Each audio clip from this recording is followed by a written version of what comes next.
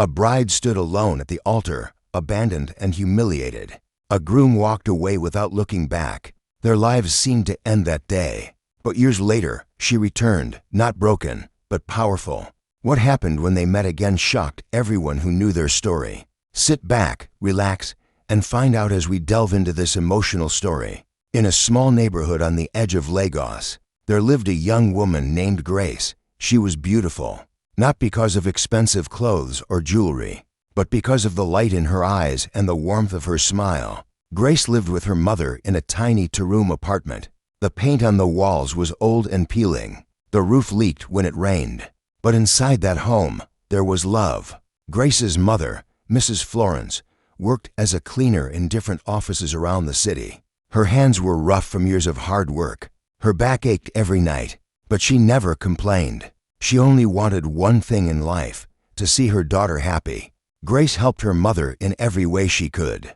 She sold small items by the roadside: handkerchiefs, sweets, bottled water. People who passed by always smiled at her. She had a way of making others feel seen, even in their hurry. One afternoon, while Grace was arranging her items under the hot sun, a sleek black car pulled up beside her. The window rolled down slowly. A young man sat inside, wearing a crisp white shirt and dark sunglasses. His name was Daniel. He looked at Grace for a long moment, then he smiled. "How much for the water?" he asked. Grace told him the price. He handed her money, far more than the cost. "Keep the change," he said. Then he drove off. Grace stood there, confused but grateful. The next day, he came again, and the day after that. Soon, Daniel began to stop not just to buy water, but to talk. He told her about his life. His father owned a large manufacturing company. He had gone to university abroad. He drove expensive cars and lived in a big house in Lekki. Grace listened quietly, wondering why someone like him would spend time talking to someone like her. But Daniel did not seem to care about the difference. He looked at her like she mattered, like she was special. Weeks turned into months. Daniel kept coming. Then one evening, as the sun was setting and the sky turned orange, he parked his car and stepped out. He walked up to Grace and knelt down on one knee right there on the dusty roadside. "Grace," he said, his voice steady, "I love you. I want you to be my wife." Grace's heart stopped. People around them paused and stared. Her hands shook. She looked into his eyes, searching for doubt, searching for jokes. But all she saw was sincerity. "Yes," she whispered, tears filling her eyes. "Yes, I will marry you." Daniel stood, pulled her close, and held her. Grace felt like her life had just changed forever. She felt like all the pain, all the struggle, was finally leading somewhere beautiful. When Daniel told his family about Grace, the house went silent. His father, Chief Edward, was a tall man with a deep voice and a face that rarely smiled. He sat in his large leather chair, staring at his son like he had just spoken in a foreign language. "You want to marry who?"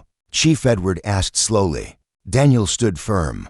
"Her name is Grace, Father. She is kind, she is hardworking, and I love her." Chief Edward's face hardened. "Does she come from a family of wealth?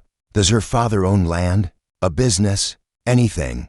Daniel shook his head. "No, sir. Her father passed away years ago. Her mother is a cleaner." The room went cold.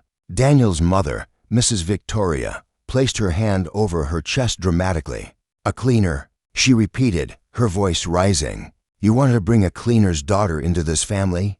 Daniel's younger brother, Michael, sat quietly in the corner. He said nothing, but his eyes were on Daniel, watching. Chief Edward stood up slowly. His voice was low, but it carried weight.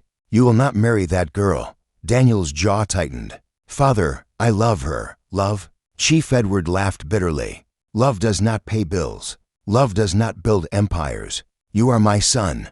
You will marry someone who matches this family's status, not some roadside seller."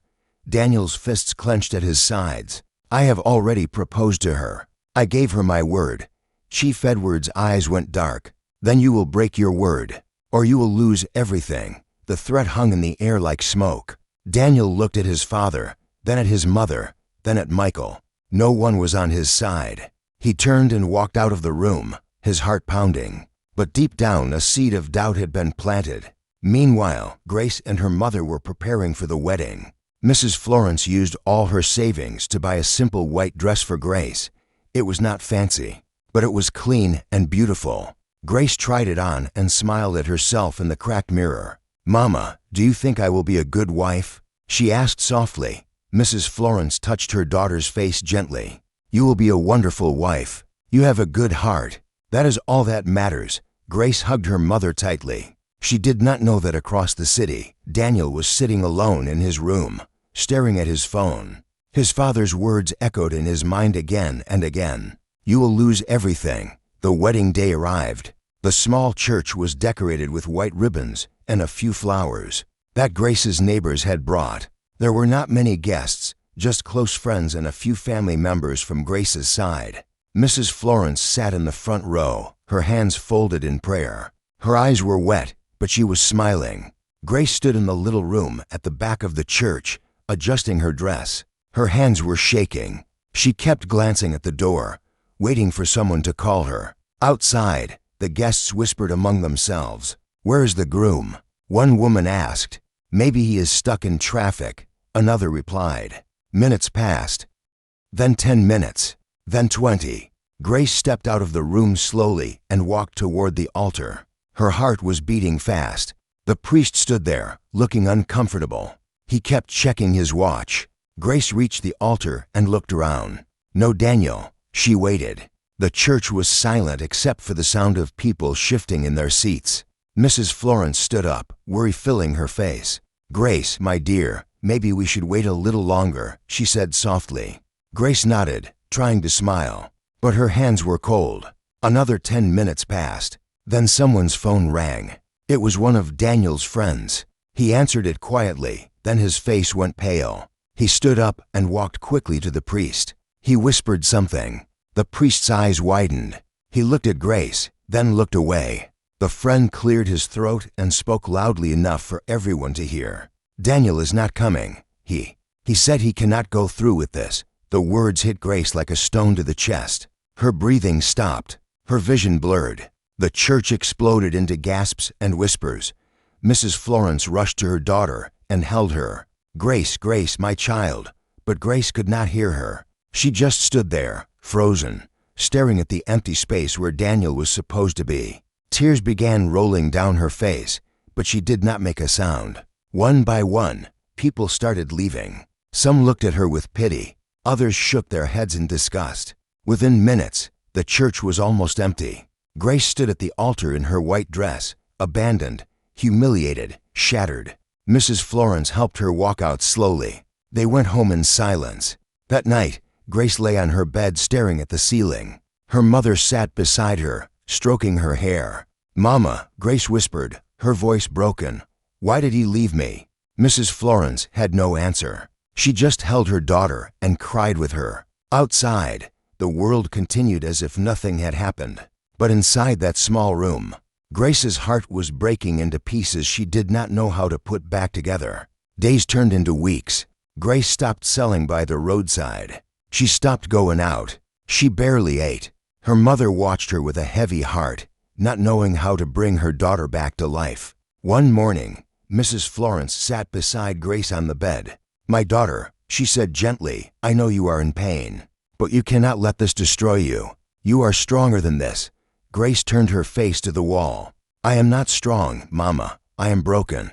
Mrs. Florence took her hand firmly. "No, you are not broken. You are hurt. There is a difference.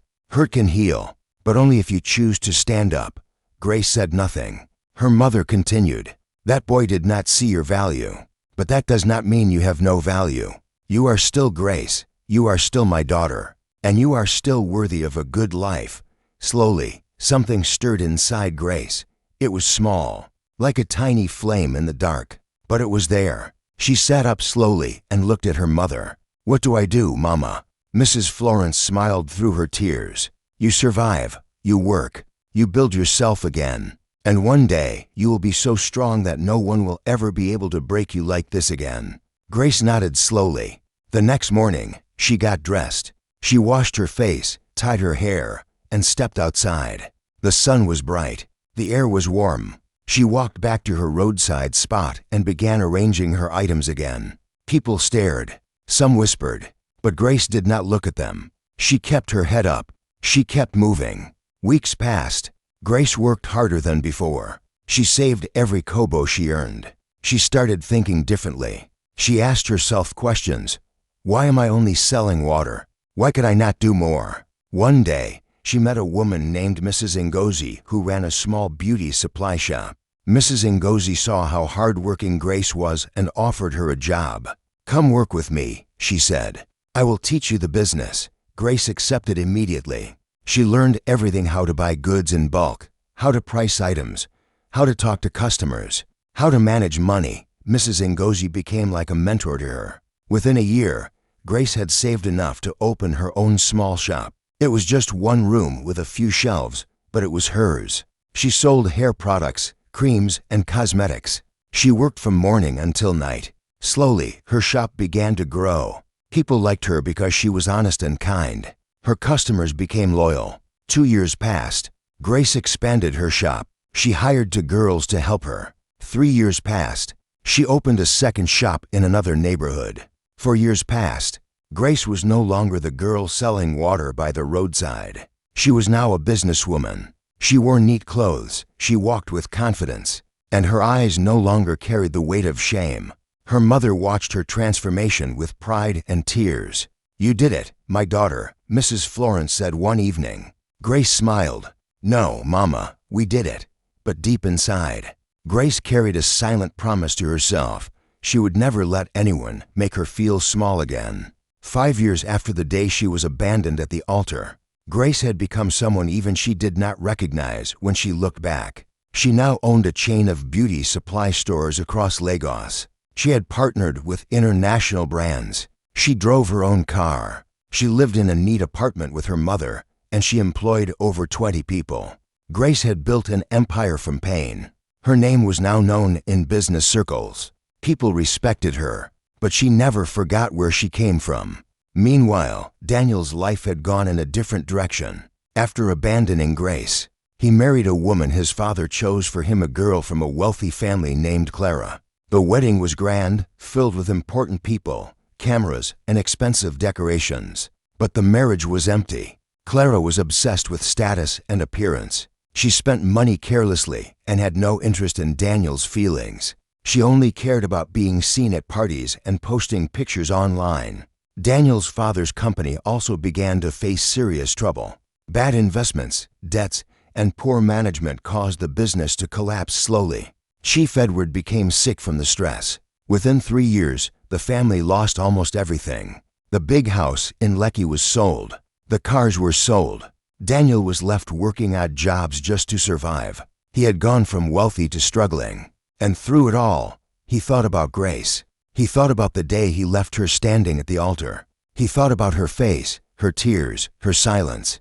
Guilt ate at him every single day. One afternoon, Daniel was sitting in a small restaurant, eating a cheap meal, when he saw a familiar face walk in. He froze. It was Grace, but she did not look like the Grace he remembered. She wore a tailored navy blue dress. Her hair was styled neatly. She carried herself like someone who had seen the world and conquered it. She was with 2 women, clearly her employees, discussing business. Daniel's heart pounded. He wanted to hide, but he could not move. Grace had not seen him yet. She was laughing at something one of her colleagues said. Then, slowly, her eyes scanned the room, and they landed on him. For a moment, time stopped. Grace's smile faded. Her eyes locked with his. Daniel looked down immediately, his face burning with shame. Grace stood still for a few seconds, her expression unreadable. Then, she turned back to her colleagues and continued the conversation as if she had seen nothing. She did not walk over. She did not speak to him. She simply carried on. Daniel sat there, his food untouched, his chest tight. He realized in that moment what he had lost. Not just a woman, but a queen. After finishing her meeting, Grace stood up to leave. As she passed by Daniel's table, she paused for just a second. She looked down at him, her face calm but her eyes sharp. "Some decisions," she said quietly, "cost more than money." Then she walked out. Daniel sat frozen, her words echoing in his mind. That night, he could not sleep. Weeks later, there was a major business event in Lagos, an awards ceremony for young entrepreneurs. Grace had been nominated for the Outstanding Female Entrepreneur of the Year award. She attended the event wearing an elegant gold gown. She looked radiant, confident, untouchable. Cameras flashed as she walked in. People greeted her warmly. She smiled, shook hands, and moved through the crowd with grace. Daniel was also there, not as a guest of honor, but as a low-level assistant helping with event logistics. He was dressed in a simple black shirt and trousers, holding a clipboard, directing people to their seats. When he saw Grace walk in, his stomach dropped. He tried to stay out of sight, but it was impossible. The event began. Speeches were made. Then came the moment for Grace's category. The host opened the envelope and smiled. And the award for Outstanding Female Entrepreneur of the Year goes to Grace Okafor. The hall erupted in applause. Grace stood up, her face glowing. She walked to the stage with her head held high. Mrs. Florence, sitting in the audience, wiped her tears. Grace took the microphone. Her voice was steady and strong. "Thank you," she began. "This award is not just for me. It is for every woman who has been told she is not enough. For every girl who has been looked down upon because of where she comes from. For every person who was broken but chose to rebuild." She paused, her eyes sweeping the crowd. 5 years ago, I was left standing alone on what was supposed to be the happiest day of my life. I was humiliated. I was shattered. I thought my life was over. The room went silent. But I learned something that day. My worth was never tied to someone else's decision. I was always valuable. I just had to see it for myself. The crowd erupted in applause again. Some people stood. Grace smiled, tears shining in her eyes. As she looked out into the audience, her gaze briefly landed on Daniel, standing at the side of the hall. Their eyes met, and in that moment, Daniel saw everything: her strength, her pain, her victory. He saw the woman he had thrown away. Grace did not look angry. She did not look hurt. She just looked free. She finished her speech, held up the award, and walked off the stage to thunderous applause. Daniel stood there, his hands shaking, his throat tight. He wanted to run, but his feet would not move. After the event, Daniel waited outside the hall. He did not plan to. His body just moved on its own. He needed to speak to her. He needed to say something, anything. Grace walked out surrounded by well-wishers and photographers. She was smiling, glowing, celebrating. Daniel stepped forward slowly. "Grace," he called. His voice cracked. Grace stopped. The people around her paused and looked. She turned toward him, her face calm. "Yes," she said simply. Daniel's throat felt dry. Can we talk? Just for a moment?" Grace looked at him for a long time. Then she glanced at her companions. "Give me a minute," she said to them. They stepped aside, but stayed close. Daniel and Grace stood facing each other under the evening sky. "What do you want to say, Daniel?" Grace asked quietly. Daniel swallowed hard. I am sorry. I know that does not mean much now, but I need you to hear it. I was a coward. I let my family control me. I let fear win. And I hurt you in the worst way possible." His voice shook. "I have thought about that day every single day for 5 years. I destroyed something precious because I was weak." Grace listened without interrupting. Her face showed no emotion. Daniel continued, his eyes wet. "You deserved better. You deserved everything. And I threw it away." He paused, his hands trembling. "I have lost everything now. My family's wealth is gone. My marriage is a disaster. I have nothing. And I realize now that the only thing I ever had that was real was you." Grace took a slow breath. When she finally spoke, her voice was soft but firm. "Daniel, I forgave you a long time ago. Not because you deserved it, but because I deserved peace." She looked him in the eyes. "You taught me something important. You taught me that my value does not come from being chosen by someone else. It comes from choosing myself." Daniel's tears spilled over. Grace continued, "You were not the villain in my story, Daniel. You were just a chapter, a painful one. But I turned the page." She smiled gently, but there was finality in it. "I hope you find your peace, too, but you will not find it with me." She turned and walked away. her heels clicking softly on the pavement. Daniel stood there, watching her go, knowing he had just lost her all over again. But this time, it was final. Months later, Grace's business continued to grow. She opened training centers for young women, teaching them business skills, financial literacy, and confidence. She became a mentor to many. Mrs. Florence's health improved with less stress and better living conditions. They moved into a beautiful house with a garden. Grace made sure her mother never had to work again. One day, as Grace sat in her office, her assistant knocked on the door. "Ma, there is someone here to see you. He says it is personal." Grace looked up. "Who is it?" The assistant hesitated. "It is Daniel's younger brother, Michael." Grace's eyebrows rose. She thought for a moment, then nodded. "Let him in." Michael walked in slowly, his face humble. He was not the proud boy from years ago. He looked older, tired. "Good afternoon, Grace," he said quietly.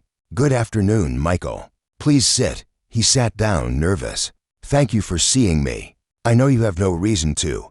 Grace folded her hands on the desk. "Why are you here?" Michael sighed. "I came to apologize. Not on behalf of Daniel, he should do that himself, and I know he already tried. But on behalf of my family, my father, my mother, me. We all treated you terribly. We judged you. We thought wealth and status were everything. But we were wrong." He looked down at his hands. "Our family lost everything, and in losing it, we learned what truly matters. I have watched you from afar, Grace. I have seen what you built, and I am ashamed of how blind we were." Grace's face softened just a little. Michael continued, "I just wanted you to know that you were never the problem. We were, and I am sorry." Grace was quiet for a moment. Then she spoke gently. "Thank you for saying that, Michael. It takes courage to admit when you are wrong." Michael nodded, tears in his eyes. "You are a better person than all of us combined." Grace stood up and walked around the desk. She extended her hand. Michael stood and shook it. "I forgive you," Grace said simply. "Now go and build your life with the lessons you have learned." Michael nodded, his voice breaking. "Thank you. Thank you so much." He left the office quietly. Grace sat back down and stared out the window. Forgiveness, she realized, was not about letting people back into your life. It was about releasing the weight they left behind. Years continued to pass. Grace became one of the most respected businesswomen in the country. She was invited to speak at conferences, universities, and international events. She used her platform to help others rise. She never remarried, not because she was afraid, but because she was whole on her own. She had learned that completeness does not come from another person. It comes from within. One day, she received a letter. It was from Daniel. Inside, he wrote, "Grace, I know I have no right to reach out to you, but I want you to know that I have finally found peace. I have accepted my mistakes, and I am trying to become a better man. Not for you, but for myself. I will always regret losing you, but I am grateful that you became who you were meant to be. You are proof that pain does not have to define us. Thank you for showing the world what strength looks like. I wish you every happiness." Daniel. Grace folded the letter slowly. She did not cry. She did not feel anger. She just felt closure. She placed the letter in a drawer and went back to work. That evening, she sat with her mother on the balcony of their home. The sun was setting, painting the sky in shades of orange and pink. "Mama, do you remember that day at the church?" Grace asked quietly. Mrs. Florence nodded. "I will never forget it." Grace smiled softly. "I used to think that was the worst day of my life." Her mother looked at her. "And now?" Grace turned to her, her eyes clear and bright. "Now I think it was the day my real life began." Mrs. Florence took her daughter's hand and squeezed it gently. They sat there in silence, watching the sun go down, knowing that they had survived the storm and built something beautiful from the ruins. In life, betrayal can either destroy you or refine you. Grace chose refinement. She did not waste years seeking revenge. She did not wait for Daniel to come back and beg. She simply decided that she was worth more than the pain someone else caused. This story teaches us that your value is not determined by how others treat you. It is determined by how you treat yourself. When someone walks away, let them go. Use that space to build yourself into someone even you did not know you could become. And remember, the people who underestimate you today may one day stand in the audience, watching you receive the awards they said you did not deserve. So tell me, what did you learn from this story? Share your thoughts in the comment section. I would love to read from you. Another very interesting story will be uploaded in a few days. So subscribe to the channel and turn on your notification bell so you will be notified immediately. I upload the next story. If you enjoyed this one, don't forget to like this video and share it with your friends so others can also learn from it. Thank you so much for watching. God bless you.